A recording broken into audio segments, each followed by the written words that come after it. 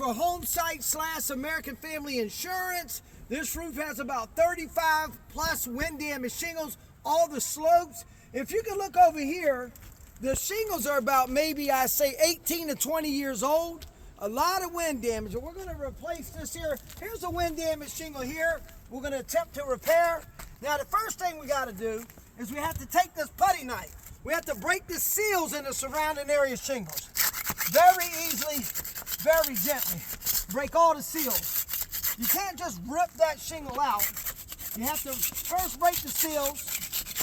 Then after you break the seals, you have to lift the shingles no more than a 40-degree angle, because what you have to do now is release the nails.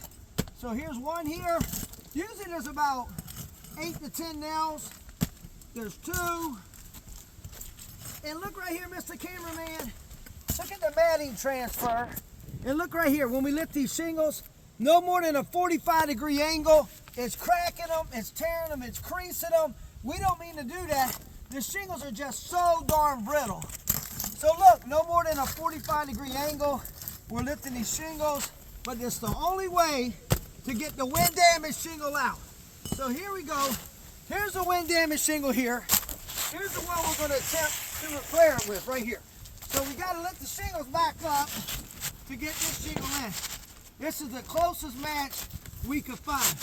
It's actually a discontinued shingle. See right here on the roof, these shingles here are the ones on the market.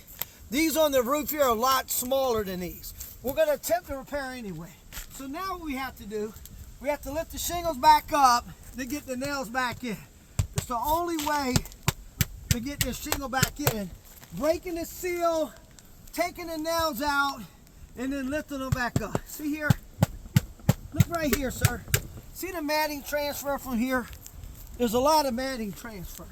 But we can't do nothing about that either. The shingles are just so darn brittle. So, a few more nails, I think we should be okay. Gotta go up a little bit higher because we have to put all the nails back in. Look right here. See, notice here. See, look, it's accidentally cracking them. It's tearing them. It's creasing them. The shingles are just so darn brittle. Now, if you got to replace on this roof, if you got to replace 35, 40 wind damage shingles, you're going to tear up another 35, 40. So here's what we did. Here's the shingle we just replaced the wind damage from this one here.